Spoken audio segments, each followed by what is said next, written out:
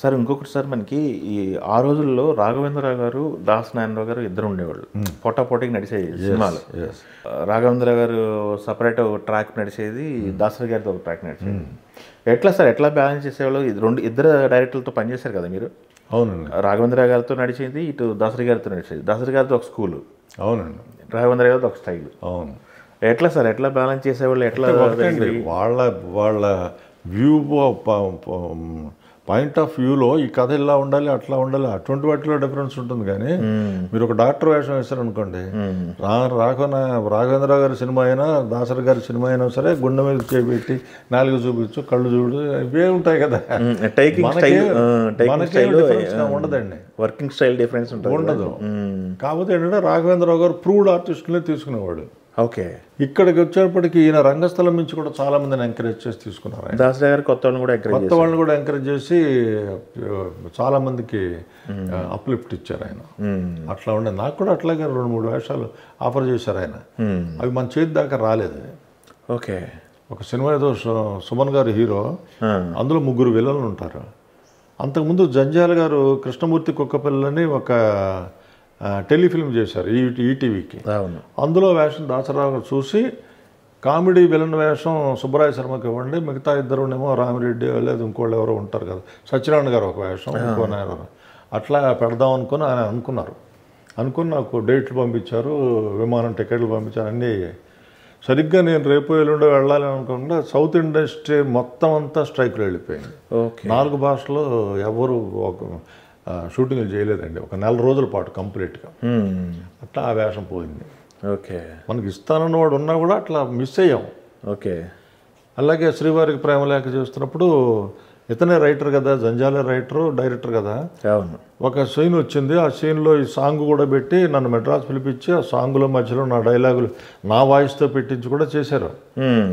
అన్నీ అయిన తర్వాత వైజాగ్ వెళ్ళిన తర్వాత ఏదో చేంజ్ వచ్చిందండి. నా వేషం ఏంటంటే మెల్కోటే గారు ఆఫీసరు, ఈయనేమో గుమాస్తా హీరో.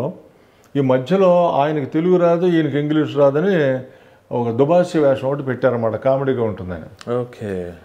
అది తర్వాత ఆయనకి అనిపించింది ఏంటంటే హీరోకి ఇంగ్లీష్ మరీ మినిమం ఇంగ్లీష్ రాకుండా ఉంటాడా, అది బాగుండదేమో అని చెప్పేసి ఆ వేషం తీసేసాడు. అట్లాగే ఆ సినిమాలో వేషం పోయింది. ఓకే. ఇట్లాగా మనం అనుకోకుండా మనకి చేతి దాకా రాకుండా పోయిన వేషాలు అన్నమాట ఇవి. ఓకే. అలా వేషాలు రానప్పుడు రాకుండా అరే మిస్ అయిపోయాము అని అనిపిస్తుంది కదా, సహజంగా అనిపిస్తుంది కదా, సహజంగా అనిపిస్తుంది. సార్ ఒకటి ఇండస్ట్రీలో ఒక ఆర్టిస్ట్కి ఒక క్యారెక్టర్ అనుకుంటే ఆ క్యారెక్టర్కి పోటీగా ఇంకొక 2-3 ఆర్టిస్టులు ఉండేవాళ్ళు ఉంటారండి, ఆల్టర్నేటివ్. అవును. ఇట్లా మీకు ఆల్టర్నేటివ్ మీ వేషాలు ఎక్కువ అరే ఈ వేషం నేను వేస్తే బాగుండేది, నా వేషాలు వేసాడు అని అనిపించిన ఆర్టిస్టులు ఎవరైనా ఉన్నారా? మీకు కాంపిటీషన్ ఏమన్నా ఫీల్ అయ్యారా ఈ జర్నీలో? కాంపిటీషన్ ఏం ఫీల్ అవ్వలేదండి నేను. మీకు ఆల్టర్నేటివ్ కాంపిటీషన్ వస్తున్నాడు మనకి జాగ్రత్త పడాలి ఇట్లాంటివి లేవు. అంటే నాకు అసలు అట్లా ఉండాలని అనిపించలేదు, మరి ఎందుకనో నాకు అర్థం కాలేదు. అలా ఎవరైనా ఉన్నారేమో కూడా నాకు తెలియదు. కానీ నాకు రావాల్సిన వేషం వేరే వాళ్ళకి వెళ్ళిన సందర్భాలు వచ్చాయి. అంటే మనకి రాసి పెట్టలేదు అనుకునేవాడిని తప్పితే వాడు ఏదో నాకు పోటీకి వస్తాడు అనుకోవాలి. అలా వచ్చిన 1-2 సందర్భాల్లో మళ్ళీ వాళ్ళకి సినిమాలు వేయలేవాళ్ళు. నేనన్నా 300 సినిమాలు కంప్లీట్ చేశాను, కానీ వాళ్ళకి 2-3 సినిమాలతో కంప్లీట్ అయిపోయింది వాళ్ళది. ఓకే. ఓకే.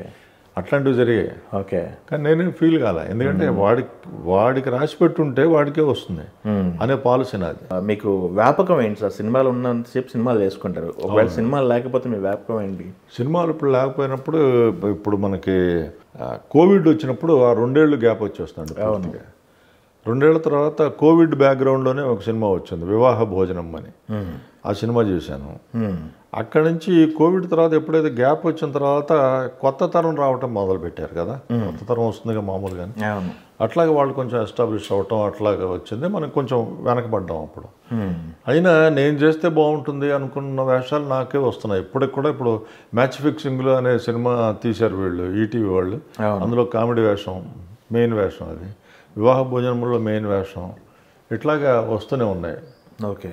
మిగతా అంటే అది వరకు 10-15 సినిమాలు సంవత్సరానికి వచ్చేవి, ఇప్పుడు 5-6 సినిమాలు వస్తున్నాయి. ఓకే. లేకపోతే మాత్రం టీవీ ఎప్పుడు ఉంటుందండి నాకు ఆఫర్లు. టీవీ నేను వదులుకున్నానే తప్పితే లేకపోతే టీవీ ఆఫర్ ఎప్పుడు ఉంటుంది. అక్కడి నుంచే వచ్చా కదా. అవును.